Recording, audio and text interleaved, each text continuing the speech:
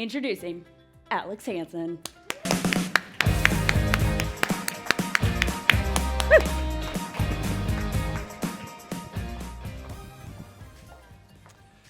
Hi, my name's Alex. I'm here to talk about interfaces and automations. Really, it's about taking very complex databases and making them simple. So, before we get started here, let me just tell you a little bit about myself. As Brandy had just mentioned, I live in Colorado. I live in a town called Broomfield. Broomfield happens to be right next to Louisville, where Gaia is located, and I laughed over lunch at probably about 5 miles from their office and their headquarters.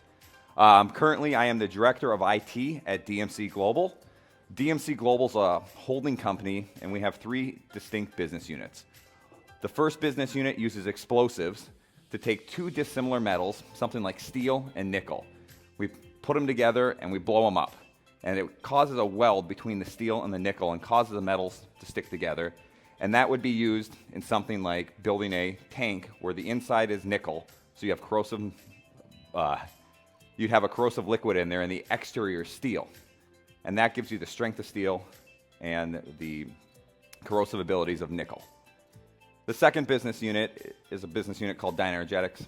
They use explosives for perforating, for fracking. And the third business unit is a window and door business that does not use explosives at all. I also do freelance work as needed, as you guys will see today on one of the projects I present on.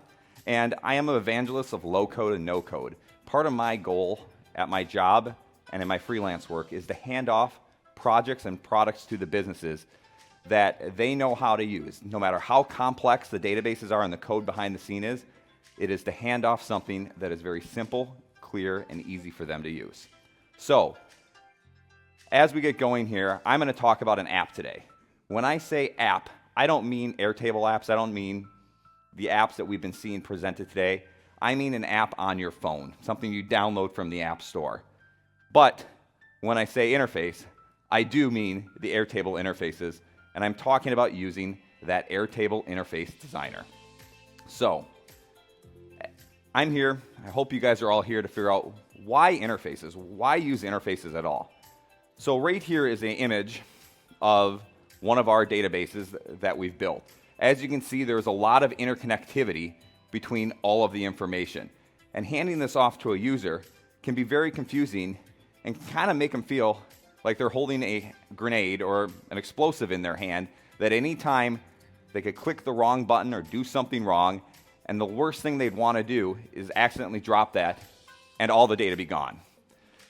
We don't like that, and as IT professionals or as developers or as users of Airtable, we want to take something like this that's very complex and hard to visualize and put it into a simple and easy to use interface like this. This is an example of that exact database that we were looking at and the interface that it turned into. So the first use case I'm going to give you today is on a brewery called Rails End Beer Company located in Broomfield, Colorado. My wife and I are members at this brewery. There's about 250 members at the brewery. They sell a membership each year. And about 4 years ago, my wife went up to the bar to get our mugs and get our beer. And we watched the brewery owners, or the bartenders really, pull out an iPad. And on that iPad, they start scrolling through a Google spreadsheet.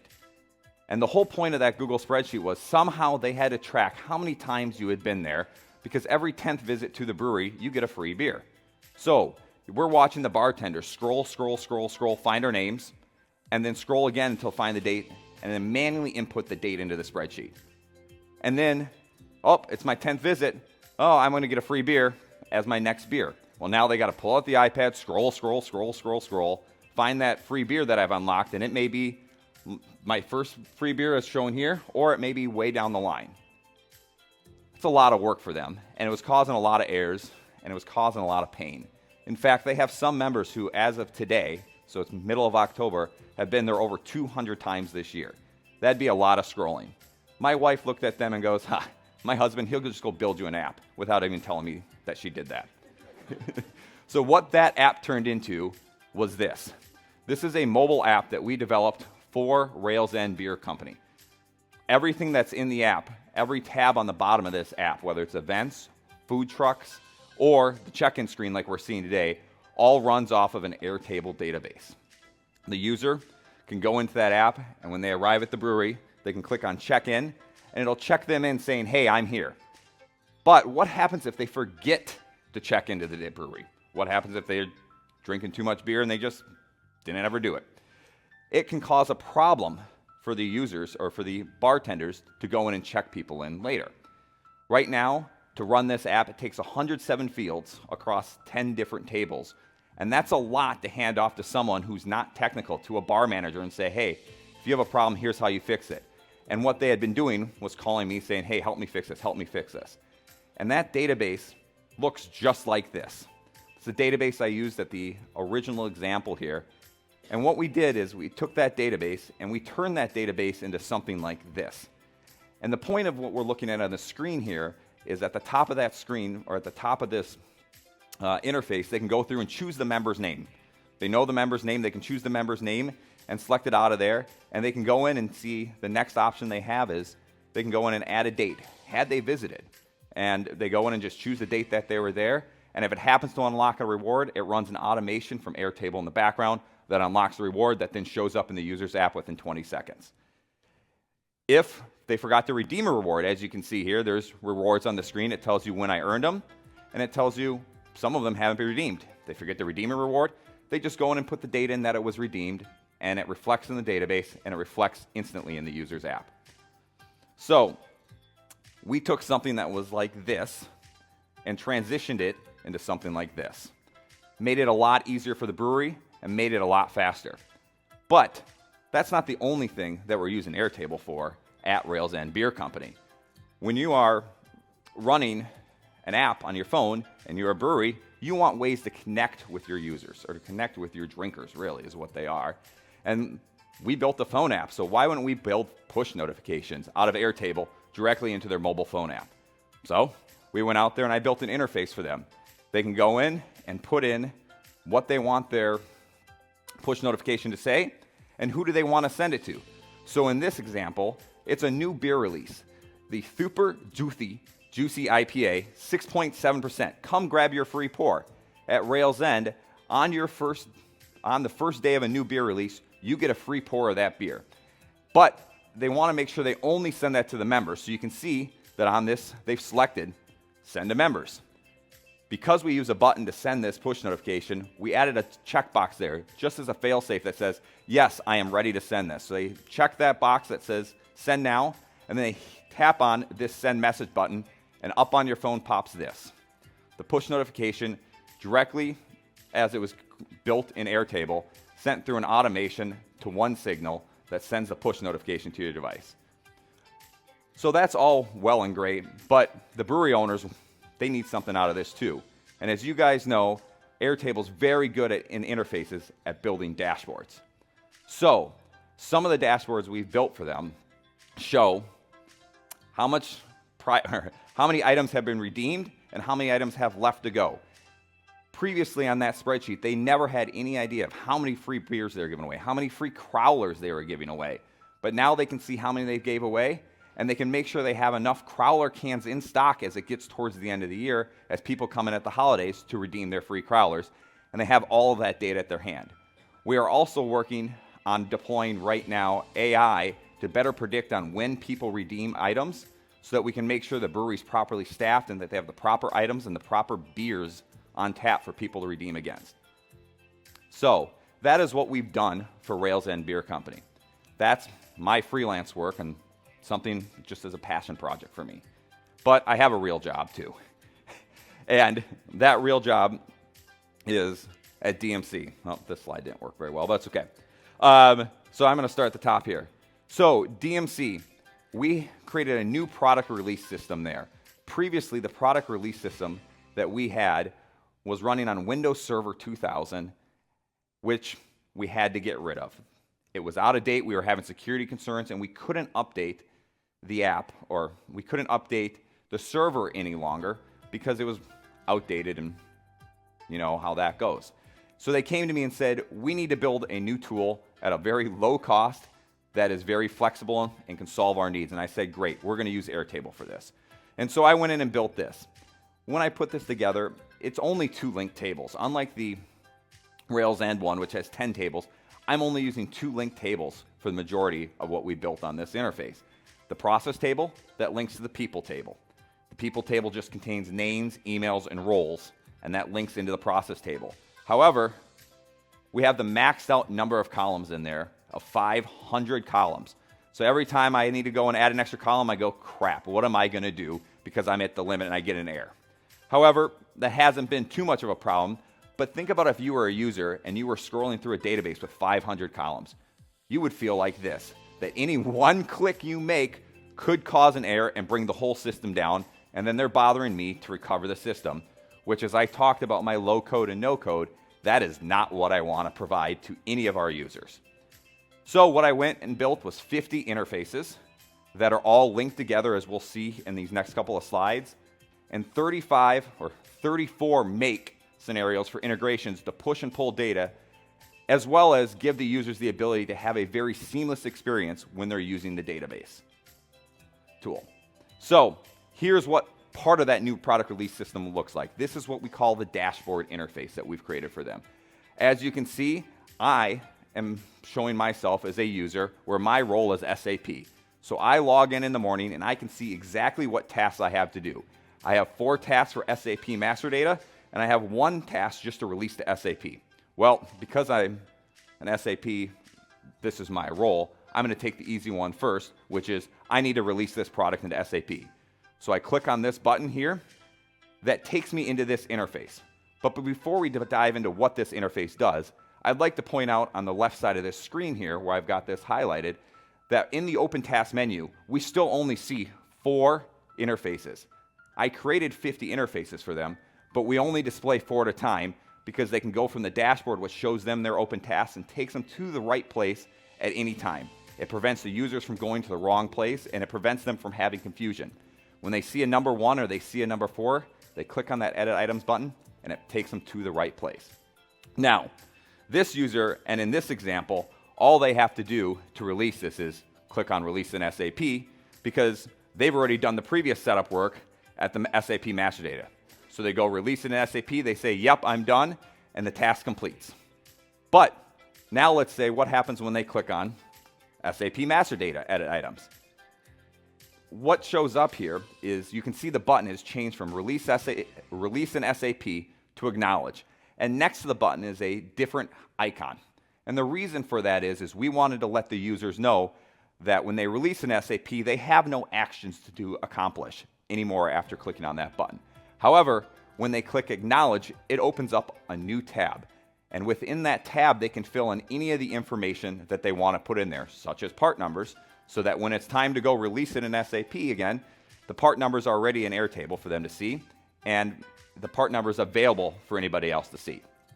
But there are 4 items. How do you know you're choosing the right item? This drop-down menu shows them those 4 possible items using filters and rules so that they can select the proper one that they need to release at any time and update. So as part of this new product release system, I wanted to point out that it's just not one button that a user can take action on. As seen here for this process, there are 4 possible buttons that the user can click on. If they click on the Check Production Readiness button, it runs this scenario in Make. I'm not going to dive through every step here, but what I want to point out is that Airtable kicks off a webhook that goes to Make receives that webhook and starts to make decisions. It goes and gets the data from Airtable, and it goes, well, what's my next step going to have to be based on the information I just received? But every step always ends with a response webhook. That response webhook takes the user to the interface, right back into the interfaces, but it takes them to an interface where they don't have to accomplish anything. It takes them to a read-only interface because they have completed their task of what they were trying to do. And that read-only interface is always the interface from the action they previously, or from the record that they previously took action on. And so by using Make and the integrations, we are able to send users all over the interface system within Airtable, and the user doesn't ever know what's going on except it works. Another example would be as if they clicked on the abort button, which means we're not going to go forward with this, we're going to cancel this. This time, you can see it's a much simpler process. It goes out and says, hey, okay, I need to figure out what this record is. Okay, I'm going to go update that record to canceled. And instead of sending them to a in-process task interface, it closes out the task and sends them to a canceled dashboard where it is now canceled because that was the action the user took. So this is an example of what one of these interfaces looks like. You can see the actions that someone took, such as launch master data update. So they said, I'm going to do that. Who took the action, which is blurred out for reasons I don't want to expose their names, as well as their email. We display the email on here because the users that I built this system for wanted very quick access to people's emails where they can click on it and send them an email. Sometimes they use it, sometimes they don't, but it wasn't worth questioning and fighting them over it. As well as that date the status was set. So every time one of those automations runs, we say when they click that button, the automation runs and says, we've set this as our date. Just like we've seen in previous presentations today, that we are using those dates to set. The same thing would be for these other two actions, SAP master data update and OK. That one, they didn't have any action to do. They just checked the box and said, yep, I'm good to go. As well as the purchasing team went out and said, yep, we have all the information we need. We're ready to go to purchase the parts required to make this product. What this turns into is a screen like this. And I'll let this scroll through a few times for you guys to see this. But what we're showing on this screen are all of the fields that we have exposed and all the process steps that it takes to release a new product at this business unit of ours. Every one of these is a specific step that may or may not have to be accomplished based on what the product is, who's involved, and how difficult the product is to release. But all of the information is always displayed on the same interface so that every time they have the same user experience. So as you see it scrolling here, there's a comment section that we built in, and we put the comments in there.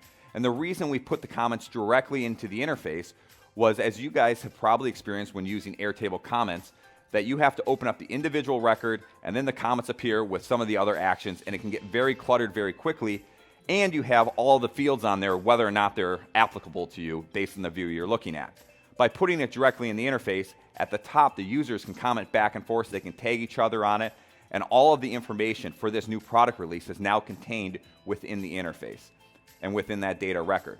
What this also means is we've taken all that information out of the email system, and we've put that information directly into the Airtable record so that if you go on vacation, or if you're out sick, or someone needs to get information for what is going on in this project, all they have to do is load up the Airtable dashboard, click on the interface they want to see or the data they want to see. It takes them to this interface, and they can see all the actions that are happening at any time without having to dig through emails or ask people for more information. All of that information is always accessible to this team at all times. So I've spent 18 minutes here so far talking about the interfaces I built without telling you what I'd recommend to do or how I've gotten to build some of these interfaces. So these are my tips that I have for building great interfaces, and Airtable probably won't like hearing some of these. The first one is, I don't like using the built-in templates that they give you. I find that when I use those templates or I hand those templates off to people, I spend more time trying to fix them to make them work what I want them to do than just building them from scratch. However, I do use the built-in templates to give me inspiration for what I'm trying to build with my interfaces. I just don't really like using them, and that's my personal opinion. The second thing is, don't be afraid to create extra fields when you're testing templates or testing interfaces. I find those extra fields are great to use so you're not messing up data, especially if you're building interfaces on top of existing databases. You can use formula fields to combine data to make your interface look better, but you wouldn't want to put that in your database or in your views on your tables because it's just an extra field and it's just cluttering up the data. But don't be afraid to use extra fields like formula fields or roll-up fields while building interfaces. And if you build a test field and you really like it and you want to turn an automation onto it, you can always automate data into that field and still keep it going in your interface. The other thing is watch out when you duplicate or make backups of your base. This happens to us a lot. We have a base for one of our business units that drives an integration from a quoting tool into their ERP system, all the data. There's a lot of data that flows through that, but they want to keep a backup of all the records that are transferring through that. So every 2 months, we have to back up the database, delete all the records out because we are hitting record limits on it, and then we can continue on letting them use that database. But when you make a backup of a base, it renames your base to Alex Hansen's base copy. It does not rename your interfaces. And so if you have a base with a lot of interfaces on it, and now you want to go, a new user comes on and you want to assign them access to that base, I can't tell you how many times I go, oh crap, that's not the right base. They go, my integrations aren't working. Why not? And it's because I gave them access to the backup database, not to the production database. And then I'll go and name the production interface prod, and then I make a backup of that database again, and now I have 2 prod interfaces. So it's just a reminder to always check when making a backup of your bases that your interfaces are renamed so that you know they are interfaces on backups. And finally, I couldn't get through a conference presenting as a tech leader without mentioning AI. AI is being mentioned everywhere. It's been mentioned here a ton.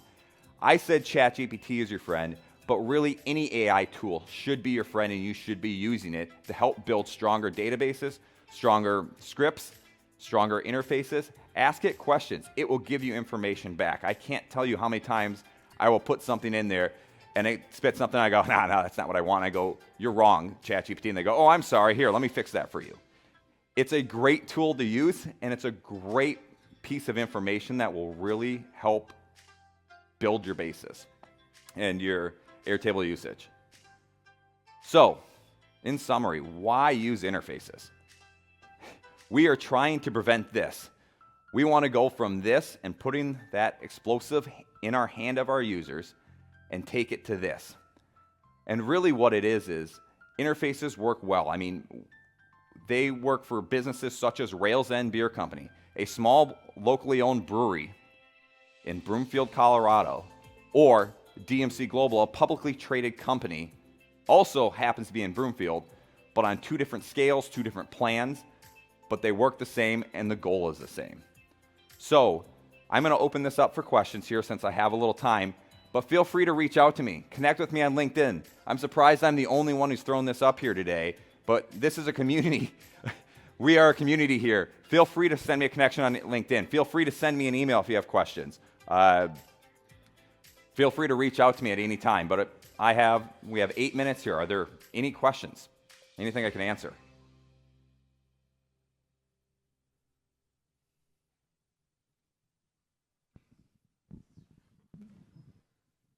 Hey, Jose Martinez, Radiology Partners.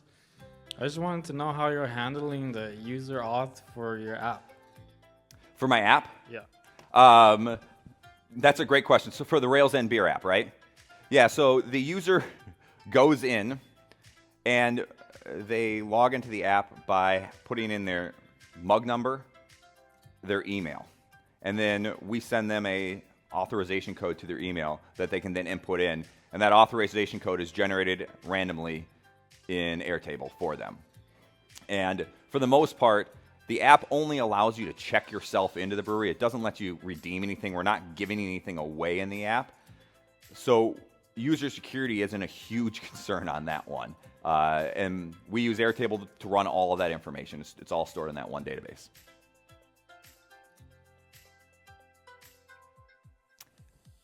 Right over there, and then I'll come to you. Ashley Buffy from the University of Richmond. I'm coming at this from a way more novice perspective, so thank you all for indulging me. I run the budget, and most of my workaround for this has been to create a password-protected view so that people can't see the stuff on the back end, but they do have a sort of dashboard of sorts. And I think initially when this rolled out, I was nervous that interfaces would somehow allow them access to things that they weren't supposed to have, and I don't know from your presentation that that's actually true. It sounds like you can give them access to the interface without allowing them to see some more confidential pieces of the back data. Is that right? I believe that's the case now, yes. I know initially when it rolled out that wasn't, but and the reason I say this is when I grant access to interfaces, I just grant access to the interface, and I never even check if they have access to the database, because when I go look at their access information, it only says the interface they have access to. And it's amazing because you can create specific interfaces, as you guys saw with what I did with that new product release system, that only contain the information you want to see, and you can prevent people just based on their email address, using that as a filter, from seeing anything. So if they accidentally click on the wrong link, or someone copies and pastes a link from their browser and slacks it to them, and they open it up. If they don't have access to it, they can't see it. Did you have a question too?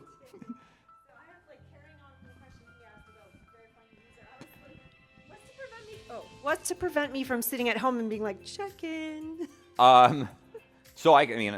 We use Bluetooth authentication and location-based authentication within there. But as you say that, all of the parameters for what drives that are stored within Airtable for the reason that as I'm doing development and making changes to the app and I need to test it when I'm at home, I can change those parameters so that it then connects to my house or to my devices that I'm trying to test against without having to republish the app. Everything that we see in that app, and I will show that to anybody who's here today, everything that runs in that app, from the events page to the food trucks that are there, to where can you buy our beer in town, is all programmed or all lives in Airtable, and the app is just a prettier user interface to show that to users that runs native on people's mobile devices.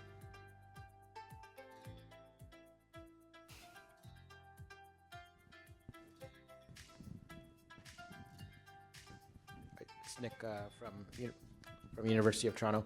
That last question just created a new question in my head about authentication, about where people are. So, if sometimes we have students coming in for lectures and we actually need to know that they're actually physically there and not, signing in from somewhere else. How do you sort of, is it through Make that you're looking for location services or Bluetooth? Because it's a native app on their phone, so that, and we can, I can show way more of this and dive it deeper into this. It has nothing to do with interfaces, but I'm glad to answer the question. Because I'm running a native app on their phone, I'm using native phone functionality, so I'm connecting to I request access to their location, and I request access to their Bluetooth, and I connect to a Bluetooth beacon, which is just something I have plugged into a wall there, and then I connect and say, are there GPS coordinates within this area? And if they both pass, it lets them go on through, and if it doesn't, it gives them an error that says, nope, you're in the wrong place. Try again later. Oh, sorry, Thank you. Earlier when you showed one of the button use cases on the interfaces themselves, Yeah. of someone going in and entering like the product launch information or something, how did you, or did you program it rather to when you hit that button only give it a couple tab options? If users have access to like, let's say 10 pages within an interface, if they hit that button, will they only see the 4 at one time, or will they always see all 10? Is there a way to kind of... Yeah, so what happens is if they click on that Edit Items button, it takes them to a specific interface that has specific buttons on it for that task and for what's supposed to be accomplished at that time. So if they have a bunch of tasks open, they're only going to see the action items for the task that they said that they wanted to edit and make the changes on at that time. So they do not see all 10 buttons. They'd only see the 4, or they only see the 2, or they only see the 1. And once they take an action on it, if they went back and hit on that edit items button again, it would no longer show the one they had edited because it was no longer in that stage and ready to be edited anymore. Okay, that reminded me of another question I had. So when you were showing your interfaces, because this is something, I have designed a lot of interfaces for the team, and I am sure people get overwhelmed with, too many options. So are those from different bases? Like, how did you restrict what they're seeing? Because, I can't... these are all users of our thing and of our base. So if everything's residing in the base, I don't know. They see everything. I think all the interfaces that are an option. No. And really what you see, there's two things. First thing is on that dashboard, one of the reasons that I built that screen that had all the edit items button was because that was the only way you can get to the interfaces that you need to see. That interface, so the Airtable URL structure is very simple with the airtable.com/whatever app you're looking at, which would be the interface / the record ID. And so I just inject that record ID into whenever they hit those edit buttons or whenever I'm redirecting places. I just use that record ID to throw them around to the apps I'm trying to get them into. But if you remember on that screen, I only showed 4 interfaces, and there's 50 of them that are exposed to the user. but they can only see the 4, and they have to go through the Edit Items button on it. So if they hit Edit Items on one that said 0, it would pop up and there would be no information in there because the filters aren't working, or the filters are working and do not show them that data on it. The buttons to get you into the interface. Yeah. Oh, you could hide interfaces that people have access to. Yeah, no. But if you have access to an interface, no, I understand. Yeah. But let's say, like on the team, everyone does need access to all of those interfaces. But in a setting, you know, when they're doing a specific task, if I could hide some, that would be great. So is there a way when you're doing a... No. So okay, let's say I have people and I want them to see 20 interfaces, but in any given circumstance, that's what I'm saying. Okay, I thought you were saying you had some. No, I mean, no, they're not. And let's get together after this and I can show you, because like I said, I have 50 interfaces. All those users have access to all 50 of those interfaces at any time, but I only give them a way into those 50 interfaces through another interface that restricts that access because of filtering and other rules I put in place. But I am out of time. So, sorry. I'm getting they're going to start playing the Oscars music for me. Just going to pull him off here. Give a huge round of applause. Great job. That was awesome. Thank you so much, Alex. Also, great questions.